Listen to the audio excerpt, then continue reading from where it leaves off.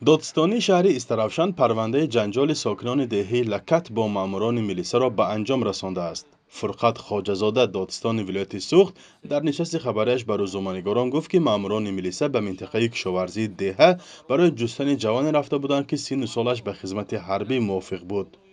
یک زن و دختری که در داخل نقلیات میلیسا بودند برای کمک رفتند. معلوم میکنند که همون پسر بچه همون دعوت شونده با یک انا دختر همدیهاشون انا رابطه داشته است گپ میزد مناسبت داشته است همون رو یافته با واسطه این یک جای اون رو دعوت میکنند و شعبه کارهای داخلی میبیاید یک جایی برای یافتن اون دعوت شونده که اون با همون دختر با واسطه تلفن هم صحبت میشن جون رو معین میکنه در یک صحرا با کشت و کار مشغول بوده است. چند پیش ادهم مأمورزاده شهردار استرافشان هم در این باره گفته بود که مسئله به دعوت بهاری جوانان به صف ارتش ربط دارد و جنجال ساکنان هم در آن حالت رخ داده است. وزارت کارهای داخلی تاجیکستان قبلا گفته بود گروهی از ساکنان دهه لکت ماموران میلیسا را زده مانع فعالیت خدمتی آنها شدند، ولی ساکنان ادعا کردند که سبب دیگر بود و قضیه به تلاش دستدرازی به یک دختر نابالغ ربط دارد. برای از جوابگری جنایتی آزاد نمودن خویش تبارش امکویش انم نشان دادش رو دیگر میکند میگوید که نه من رو مجبوری آوردند من خودم ناومدم من رو با انم برای علاقه جنسی کردن آوردند لیکن وای جا دیگر شویدون است اون دختر دیگر است دیگران است که نه آخه ما با اینجا اگر وای میرفتیم و کجا صحرا بین مردم میوردیم گفته و تفچد مونگی میکنه تفچد خلادور میکنه برای تنها به خاطر همون امک خش تبارون سر جوابگری جنایتی آزاد کردن.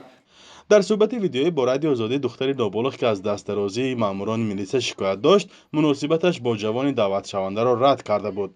حالا در کرسی عیبداری دو امک این دختر و سه ساکن دیگر دهه لکت نشستند.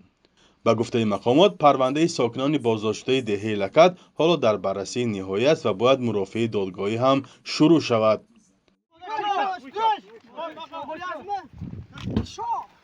جنجال ساکنان استرافشان با ماموران میلیسا آخر ماه می امسال روی داده بود. روز 2 ایول ریاست وزارت کارهای داخلی با نشر گزارش رسمی گفته بود که گروهی از ساکنان دهه لکت را با سبب لطوکوب و مانع شدن به کار میلیساها بازداشت کردند. آن زمان مقامات در گزارش دقیق نگفتند که بحث و جنجال ساکنان با ماموران میلیسا بر چه سر زد و پس از چند ساعت نوا را از شبکه‌های اجتماعی پاک کردند. برای تحقیق موضوع خبرنگار رادیو آزادی به جای حادثه رفت و با برخی از شاهدان آن صحبت کرد. یک خانواده در این دهه ادعا کرد که چند مأمور میلیسا دختر نابالغ آنها را مجبوری به ماشین بار کرده پیشنهادهای گوناگون دادند و سبب ماجرا هم همین بوده است.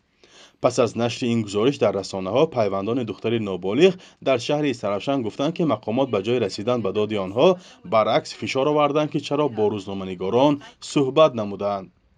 در حالی که نقل‌ها گوناگونند و هر دو طرف به حق بودن و جبر دیده بودن خود پایفشاری دارند، در بین بازداشت شده‌ها مدیر یک مکتب میانه شهر هم هست.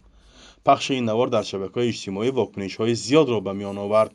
برخی‌ها گفتند اگر ساکنان استرافشان را برای حمله به کارمندان پلیس بازداشت کردند باید اعمال میلیساها هم تحقیق و محاکمه شود. فرزان محمدی، رادیو آزادی، شهر خوجند.